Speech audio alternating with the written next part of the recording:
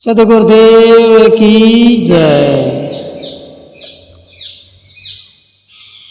मुद मंगल में संत समाज, श्रद्धा अनुरागी बंधुओं, प्रिय बंधुओं, भाई एवं बहनों,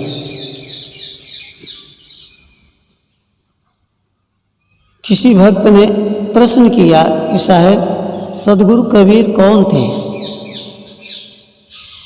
कोई उनको हिंदू मानता है, कोई मुसलमान मानता है, कोई कहते हैं कि वो मुसलमान थे, कोई कहते हैं कि वो हिंदू थे। तो आपके विचार में क्या है?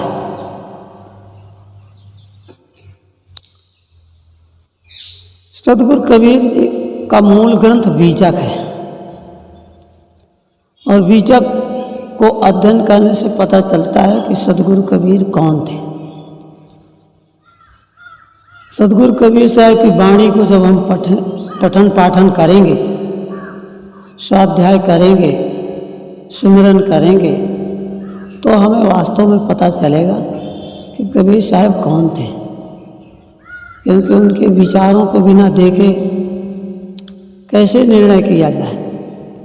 क्योंकि कबीर साहब दोनों को मानते हैं, हिंदुओं को भी मानते हैं, मुसलमानों को भी मानते हैं।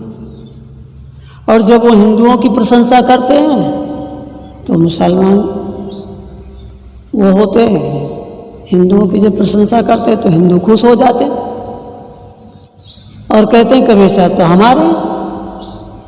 और जब वो हिंदुओं की निंदा करते हैं तो मुसलमान खुश हो जाते हैं, वो कहते हैं कबीर साहब तो हमारे हैं। कबीर साहब ने बीजक के अंदर एक बार लिखा, उन्होंने कहा कि हिंदू लोग अपने को बड़े गर्व से कहते हैं कि गर्व से कहो हम हिंदू हैं। तो साहब ने कहा तुम हिंदू कैसे हो? तो उन्होंने बीजक के अंदर लिखा है कि पहल जनेऊ जो ब्राह्मण हो ना, मेहरी क्या पहनाया, वो जन्म की सुदृढ़ पर से तुम पाड़े क्यों खाए। कहते हैं कि जब छुआछूत मानते हैं बहुत से लोग, तो कबीर साहब तो ऐसे थे महापुरुष के मानवतावादी थे, तो उनको अच्छा नहीं लगा। अरे मानो में कौन भेद? हाँ, शुद्धता सफाई का भेद है, ये होना जरूरी है। इसलिए साहब ने यहाँ पर तर्क दिया कि पहल जनेऊ जो ब्राह्मण होना, आपने जनेऊ पहन लिया तो आप कहते हो हम ब्राह्मण हैं, पर जो हमारी घर की पत्नी है वो तो जनेऊ पहने नहीं, और वो जनेऊ नहीं पहनने से वो हमारी अर्धांगिनी, तो आधांग तो अपवित्र रह गए। जनेऊ पहन के हम पवित्र हो गए, ब्राह्मण हो गए, तो पत्नी को तो कुछ पहनाया नहीं, तो फिर वो तो आधांग हमारा अपवित्र रह गए। पर भोजन कौन बनाता है? भोजन तो वही बनाती है और हम सब खाते हैं। तो जब वो भोजन बना के वही खिलाती है तो फिर हमारे अंदर कहे कहाँ अहंकार। तो साहब ने कहा पहल जनेऊ जो ब्राह्मण होना, मेहरी क्या पहना है?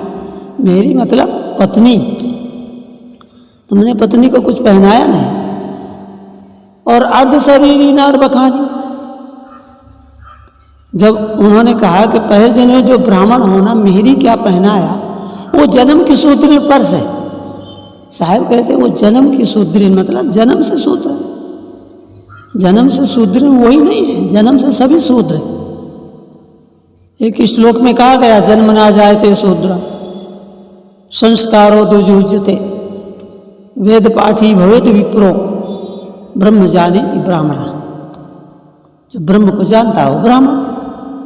बोलते जन्म से तो सभी शूद्र, तो जन्म की शूद्र पर से तुम पाने क्यों खाया। कबीर साहब ने तर्क दिया कि यदि वो ऐसा है तो वो जन्म से शूद्र है और भोजन वो बनाती है और फिर तुम खाते हो प्रेम से, तो तुम्हारे को तब तो कोई छूट नहीं लगती, और मट्टी के घड़ा में छूट लगाते हो। तो ऐसे सुन करके मुसलमान खूब खुश हो जाते हैं और वो कहते हैं देखो कबीर साहब तो हमारे। इतने में कबीर साहब कहते रहो तुम्हारी भी हम पोल खोलते हैं। तो कबीर साहब उनको भी बोले सुन्नत कराए तू रुक जो हो ना, औरत को क्या करिए। बोले भाई आप तो सुन्नत कराते हैं, सुन्नत कराना भी एक संस्कार है, जैसे जनेऊ पहनना भी एक संस्कार है। वो द्वाभ्याम जन्माए तो दूजा कहा जाता है, दूसरी बार जिनका जन्म हुआ, इसलिए वो द्विज कहलाए। फिर वेद वेदांग आदि पढ़ने गए तो वेद पाठी भयो तो विप्रा, फिर विप्र कहलाए।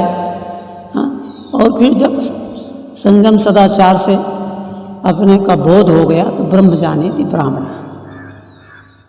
तो इसी प्रकार से सुन्नत कराए तुलुक जो होना, तो सुन्नत करा करके, और हम कहते हैं मुसलमान बन गए। सुन्नत न हो तो मुसलमान नहीं हो।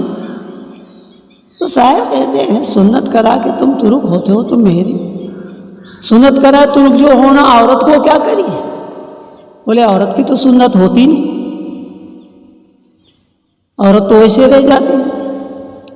और हमारे यहाँ अर्धांगिनी कहा गया, तो आधांग मुसलमान हो गए और आधा क्या रहा? आधा हिंदू रह गए। तो साहब कहते हैं कि मेरी को क्या करिए? सुन्नत कराए तुरुक जो होना, औरत को क्या करिए? अर्ध शरीरी नार बखानी, अर्धा जो है वो अर्ध जो है आपकी पत्नी जो है नारी जो है वो क्या रह गए? आते हिंदू रह गए। बोले वो हिंदू ही रह गए तो मुसलमान कहाँ है? तो मुसलमान तो बने नहीं पूरे। इस तरह से साहब तर्क देते हैं, ऐसे तर्क है जिनको कोई काट नहीं सकता। तो अब हम क्या कहें? न हिंदू कह सकते न मुसलमान कह सकते। तो सदगुरु कबीर साहब कौन थे? उनके ग्रंथ में कहा मानुष तेरा गुण बड़ा। बोले जो मनुष्य है वो कौन है? उसके मानुष के गुणों की विशेषता है, इसलिए मनुष्य जो है वो गुण है, गुणवान। और जितने प्राणी हैं वो सब मनुष्य हैं।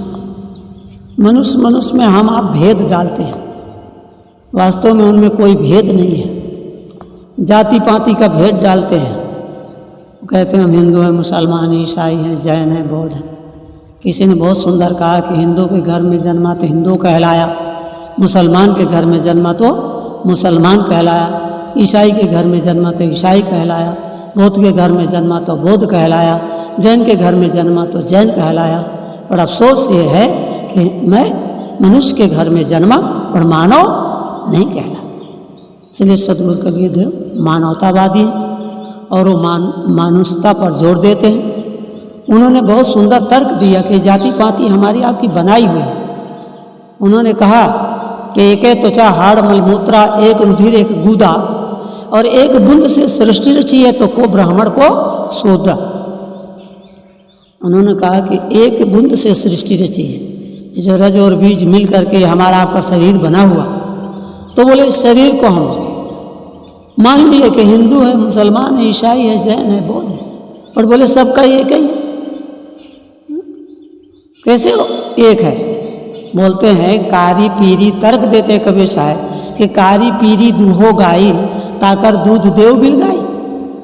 बोलते हैं चाहे काली गाय दो, चाहे पीरी गाय दो, चाहे लाल गाय दो, चाहे क्या काली भैंस का दूध काला होता है क्या? लाल गाय का दूध क्या लाल होता है क्या? दूध तो सबका वैसे होता है, सफ़ेद होता है। तो साहब ने कितना सुंदर तर्क दिया कि कारी पीरी दूहो गाई ताकर दूध देव बिल गाई। एक है त्वचा हाड़ मूत्रा, एक रुधिर एक गूदा, एक बूंद से सृष्टि रची है तो को ब्राह्मण को शूद्रा। बोले कौन ब्राह्मण कहता है और कौन अपने को शूद्र कहता है? वास्तव में न कोई शूद्र है और न कोई ब्राह्मण है, न कोई हिंदू है, न कोई मुसलमान है। इसलिए हम नहीं जानते, इसलिए लड़ते रहते हैं। साहब ने बहुत सुंदर उत्तर देते हैं और बीजक के अंदर बहुत सुंदर तर्क दिए।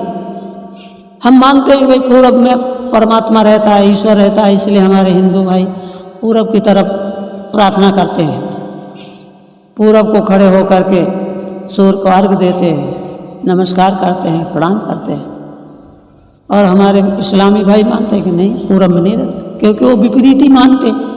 हम कहेंगे पूरब में रहते हो, कहते पूरब में नहीं रहता, पश्चिम में रहता। तो वो कहते हैं पश्चिम में रहता है, इसलिए वो पश्चिम में नमाज पढ़ते हैं। कई बार हमने देखा गाड़ी चलती है पर गाड़ी में वो नमाज पढ़ते हैं। और इधर हम जब रतलाम से इधर आते हैं, गोधरा के बीच में गुजरात आते हैं, तो वहाँ देखते हैं तो वहाँ ऐसे डूंगर पहाड़ है तो गाड़ी घूमती है। अब वो नमाज तो पढ़ रहे थे पश्चिम को और गाड़ी घूम गई पूरब को। अब क्या करें, वो तो पूरब हो गया। तो ऐसे हो जाता है, पर वो तो अपना पढ़ते हैं नमाज, वो भी उनकी पूजा है, हम उसका खंडन नहीं करते। न पूजा का खंडन करते हैं कबीर साहब और न नमाज का खंडन करते हैं, जो झगड़ा लड़ाई है उसका खंडन करते हैं। इसीलिए साहब कहते पूरब दिशा हरि को बासा, पश्चिम अल्लाह मुकामा, अरे दिल में खो दिलई में खोजो यह करीमा रामा। बोले दिल में दिलवर बैठा है, जो परमात्मा है, ईश्वर है, ब्रह्म है, राम है, रहीम है, खुदा है, गाढ़ है, वो कहाँ है? बोले सबके दिल में, वो बाहर कहीं नहीं है जिसको हम खोते, वो अंदर बैठा हुआ। वही बात महाराज श्री कृष्ण 18वें अध्याय में गीता में कहते हैं, ईश्वरा सर्वभूतानाम हृदय से अर्जुन तिष्ठति भ्राम्यन सर्वभूतानि यंत्रारूढ़ानि माया। जैसे यंत्र में आरूढ़ होकर के यंत्री जो है उस यंत्र को चलाता है, इसी प्रकार ये शरीर रूपी यंत्र है, इसमें बैठ करके हृदय रूपी वो ड्राइवर जो है अपनी सीट पर बैठता है। ड्राइवर पूरे गाड़ी में नहीं होता, लोग नहीं समझते, इसलिए कहते हैं पूरे शरीर में जीव रहता, जीव शरीर पे पूरे नहीं रहता, वो एक जगह रहता है। जैसे ड्राइवर अपनी सीट पर बैठकर पूरे गाड़ी का ज्ञान रखता है, इसी प्रकार से हार्ट रूपी उसके सीट है, वहीं पर जीव रहता है और वहीं से वो पूरे शरीर का ज्ञान रखता है। इसलिए साहब बहुत सुंदर तर्क देते हैं। आप जिनके मन में शंका हो कि कबीर कौन थे, हिंदू थे कि मुसलमान थे, वो उनके ग्रंथ बीजा का अध्ययन करें, मनन करें, पठन करें, फिर आप देखें तर्क पर तर्क साहब देते हैं। इसलिए रजनीश जैसा धुरंधर विद्वान सबका खंडन करते हैं, पर सदगुरु कबीर साहब को वो मंडन करते हैं। इन्हीं शब्दों के साथ मैं अपनी वाणी को विराम देता हूँ। बोलिए सदगुरुदेव की जय।